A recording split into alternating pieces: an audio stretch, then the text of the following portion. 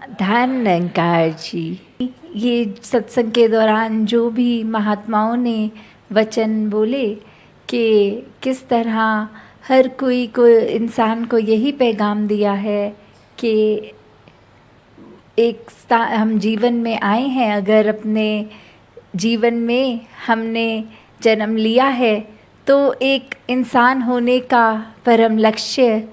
क्या है। क्योंकि जो हम सुनते हैं निंद्रा भोजन भोग भय, ये तो हर जोनियों में एक समान ही है। हर किसी पशु ने आराम भी करना है, खाना भी खाना है, उसने एक इंस्टिंक्चुअल वो डर की बात भी है। और किस तरह एक ये जो सब चीज़ें अगर हम सोचें कि हम इंसानी जामे को जो सबसे प्राइम इंटेलेक्ट की बात करते हैं कि सारी ही स्पीशीज़ में अगर सबसे श्रेष्ठ मानते हैं इंसान को,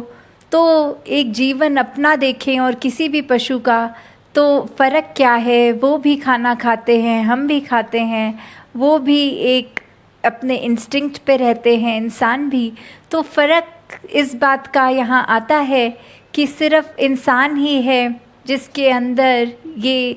परमात्मा की समझ बैठ सकती है, ये बुद्धि, ये चेतनता, ये विवेक इस रूप में, जो बाकी हर मनुष्य को हर स्पीशी से अलग करता है।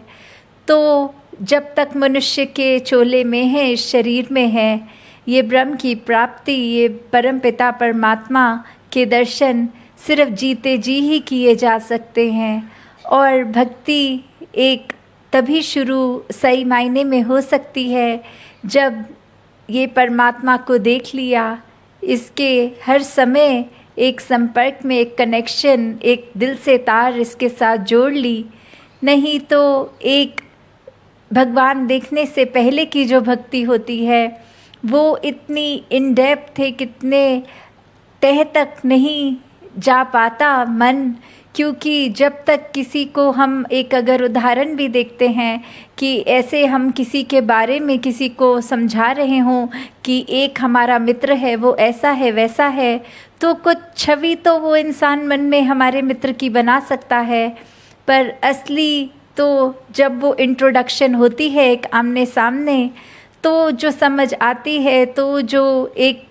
बात कि ये मित्र ऐसा है इनका, तो वो जो बात है, उसी तरह ये परमात्मा को जब देखते हैं तो वो अच्छी तरह मन में बैठता है। और ये हर समय जब भी देखें, द्वापर में, त्रेता में, किसी भी एक युग में हम देखें, तो वही बात आती है कि ये वस्तु अमूल्य है, ये प्राप्त करने लायक है, ये जानने लायक है। तो वही आज भी एक जो ज्ञान है, जो श्री कृष्ण ने कहा कि ना ये कट सकता है ना गीला हो सकता है, और कितना डिटेल में ये जो समझाया कि ये परमात्मा क्या है, वो उस समय भी था, वो आज भी है। तो इसको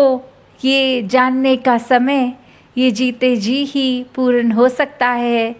तो अभी समय है, अभी हर कोई एक जीते जी जब तक सांसें चल रही हैं इसको जान ले, वरना एक बार आंख बंद हो जाती है तो फिर ये मौका हाथ से गवा लेते हैं। और वहीं ग्रंथों में भी हमने पढ़ा है कि फिर ये जो एक बंधन की बात आती है कि फिर एक मनुष्य चोला प्राप्त करने के लिए 84 लाख योनियों के एक चोले को अपनाना पड़ता है। तो जब ये फाइनल स्टेज है, इसको उसी समय प्राप्त कर सकते हैं। तो जिसने आज ये ब्रह्म ज्ञान की प्राप्ति की हुई है, वहाँ परमात्मा उनके दिलों में टिक सके। और दिलों में भी तब तक टिक सकता है कि जब हम अपने मन को हमेशा साफ रखें, हर एक से कभी भी चतुर चालाकियाँ मन में अहंकार को बसने ना दें।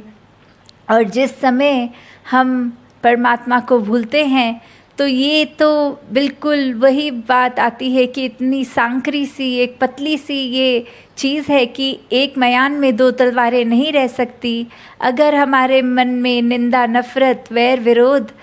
अहंकार और अन्य इस तरह की बुरी बातें समाई गई हैं, तो ये परमात्मा मन में टिकने वाला नहीं है। पर वहीं अगर उसी समय जब हम ये एहसास कर लेते हैं कि हमारे द्वारा जाने अनजाने कोई गलती हुई है और दूसरे से क्षमा प्राप्ति हो जाते हैं, या मन से उसी समय एक सुमिरन रूप करके इस दातार से कि एक बख्शा जाए हमें, तो उस समय फिर वो बुरी बातें मन को छोड़ती हैं और फिर ये परमात्मा मन में बस जाता है। तो कैसे संत तो उठते जागते सोते खाते पीते हर समय इस परमात्मा के एहसास में रहते हैं, और वो भक्ति हर एक कार्य को सेवा बनाकर ही कर लेते हैं। कोई दिन का अलग समय निर्धारित नहीं करना होता कि आज दिन में 2 घंटे एक परमात्मा को याद करेंगे। नहीं, जब एक इंसान कोई किसी तरह कंपनी में जॉब करते हैं तो वो उनके एम्प्लॉई सिर्फ उस समय के लिए नहीं है जो एक काम करने का आवर्स हैं कि इतने बजे से इतने बजे तक नौकरी है, तो इस कंपनी के हम कर्मचारी सिर्फ उतने घंटों के लिए नहीं, वो तो घर वापस आके भी हम उसी कंपनी के कर्मचारी रहेंगे। तो एक अगर हम भक्त हैं तो वो कुछ पलों के कुछ घंटों के भक्त नहीं हैं, वो पूरे दिन के लिए। और उसी के साथ ये रिस्पॉन्सिबिलिटी भी आ जाती है कि क्या हम किसी को एक कटुर वचन बोल रहे हैं, या क्या हम किसी के आंसुओं को पोंछ रहे हैं, किस प्रकार हम अपने जीवन को व्यतीत कर रहे हैं। और अपने अंदर तो हर एक को पता है वो कैसा है, जैसे कहते हैं अपना अंतर्यामी हर कोई होता है, अपने स्वभाव से हर कोई एक कुछ उनसे छुपा नहीं है। तो कैसे अपने आप को अगर हम पल पल में तोल के देखें कि अगर हमने ऐसा कार्य किया है तो क्या हम अपने परिवार, अपने समाज, ये विश्व के लिए वरदान बन रहे हैं, या हमने कुछ ऐसा कार्य कर लिया है जो हम इंसान ही बोलने के लायक नहीं हैं। जैसे कुछ समय पहले सत्संग में भी अभी महात्मा कह रहे थे कि एक मनुष्य के मानवीय गुण उस व्यक्ति को मानव बनाता है, ना कि सिर्फ एक आकार, एक शरीर इंसान का होना। तो किस तरह हर कोई जहाँ अपने जीवन में एक लक्ष्य की प्राप्ति प्रभु परमात्मा की, उसके बाद जब ये परमात्मा मिल जाता है तो भी दुनिया में बहुत भ्रम है कि किस तरह ये भक्ति की जाती है। और अगर देखा जाए तो हर किसी की भक्ति अपने आप में एक बहुत ही यूनिक वे है इस परमात्मा से जुड़ने का। तो जब अगर परमात्मा ने हमें जिस स्थिति में डाला है उस स्थिति में रहकर ही भक्ति करनी है। ये घर दिया है तो घर समाज की सेवाएं करते हुए भक्ति करनी है। अक्सर लोग भक्ति को ऐसा भी बोल देते हैं कि कोई घर से किसी सदस्य से परेशान है तो एक बहाना ही रूप में बोल देते हैं कि हम घर छोड़ के पहाड़ों में जाके भक्ति करेंगे, यहाँ कोई भक्ति चैन से नहीं करने दे रहा। तो वो भी बात कि परिवार दिया है तो उसके साथ प्यार से पेश आना है। अगर कोई मनमुटाव हैं तो आपस में बातचीत करके वो सुलझाने की बात कि कैसे हर एक की देखरेख करके एक सोसाइटी के लिए भी एक सिर्फ परिवार उंगलियों पे गिनने वाले चंद लोग नहीं, ये हर कोई जिसके संपर्क में हम हैं, जिसको जानते हैं या अनजाने जो स्ट्रेंजर्स होते हैं, उनके लिए भी मन से जब सिर्फ सेवा भाव होता है, प्यार होता है, तो ही एक असली रूप में हम भक्ति कर रहे हैं। क्योंकि फिर कोई भी कार्य हो उसको हम अपने आप को महत्वता नहीं देते कि हमने किसी की मदद कर दी है, नहीं। फिर तो उस समय भी कहीं अगर कुछ हमारा शरीर किसी के लिए उस तरह कुछ भी एक कार्य कर पाया तो मन यही कहता है कि शुक्र है परमात्मा ने हमसे ये सेवा ली, हम किसी के काम आ पाए। वरना तो एक अहंकार मन में होता है तो फिर सेवा का भाव भी ये नहीं मन में होता। फिर से बात वही आती है कि हम एक अहंकार को इतना सूक्ष्म रूप में अपने ऊपर हावी होने देते हैं कि अक्सर एक इंसान अगर उदाहरण में कि इतना ऑनेस्ट रहा, कभी भी उसके हाथ में अगर किसी के कोई वॉलेट मिला कुछ भी, तो उसने जाकर वापस उस इंसान को दिया कि आपका ये गिर गया। और इसी प्रकार वो अपनी ऑनेस्टी को ही अपना अहंकार बना बैठा। और जबकि अगर ये सोचें कि ये तो एक बेसिक क्राइटेरिया है इंसान होने की कि हम ईमानदार रहें, एक हम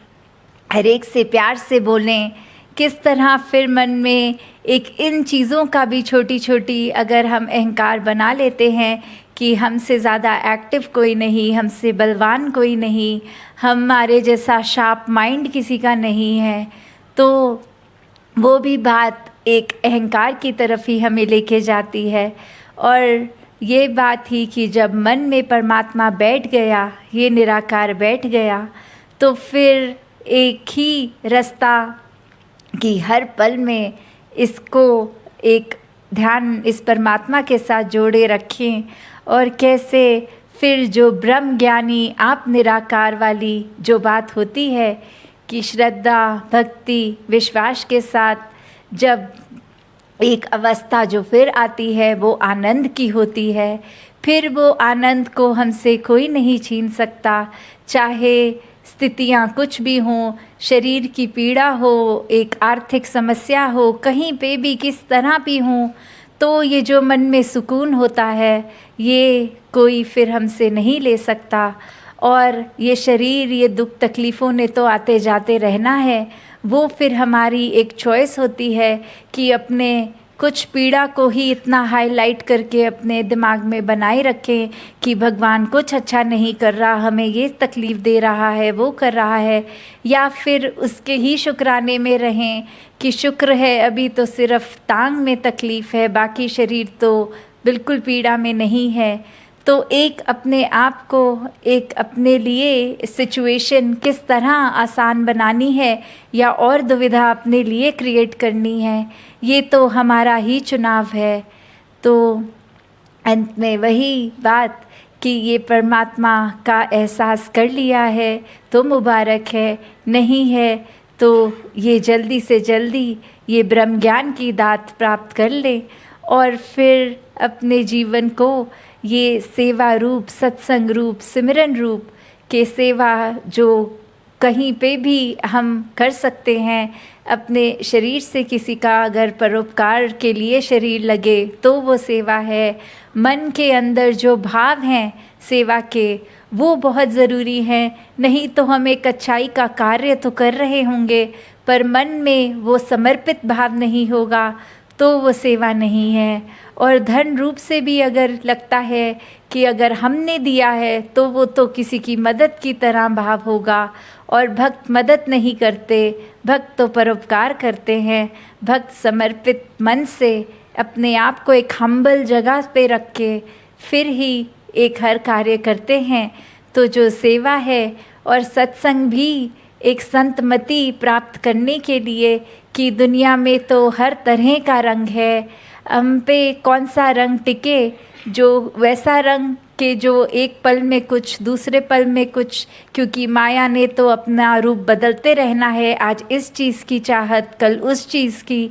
तो क्या ऐसा रंग जो परमानेंट नहीं है उस रंग में हम रहना चाहते हैं, या फिर ये बेरंगा इसके रंग में, इस निरंकार प्रभु परमात्मा के रंग में जो हर पल एक पक्का रंग चढ़ने वाला। तो ये संतमति लेकर अपने जीवन में छोटी छोटी बातों को अपना के एक सुधार करते हुए ये सत्संग की भी महत्वता है। और फिर मन से जब भी इस परमात्मा को याद करें, एक सिर्फ उस समय नहीं कि एक हमारा अभी दिक्कत का समय है तो एक परमात्मा से कि ये समय निकाल दो, नहीं, जब एक अच्छा समय भी है तब भी कि परमात्मा आपने जो किया हमारी भलाई के लिए ही कर रहे हो, आगे भी जो करोगे तो वो सिर्फ एक चतुर चालाकी, एक कष्ट के समय नहीं, हर समय का सुमिरन। तो दासी अब घड़ी के ओर भी देख रही है तो और समय, ये अब सत्संग 2 बजे तक का ही और अब 2 बज गए हैं। तो तो आप सबको भी अपने घरों तक जाना होगा और बाहर मौसम भी एक बारिश का। तो दातार कृपा करे हर किसी पे कि हर कोई जहाँ सेवा सिमरन सत्संग करता चला जाए, वहीं इस परमात्मा के एहसास में कोई भी कार्य करेंगे तो जानबूझ के वो गलती का रास्ता नहीं होगा। अनजाने में अगर हो जाए तो मन से फिर क्षमा प्राप्ति एक कर लें। तो दातार हर एक पे कृपा करे कि भक्ति भरा जीवन हर एक के हिस्से आए। साथ संगत जी, धन निरंकार जी।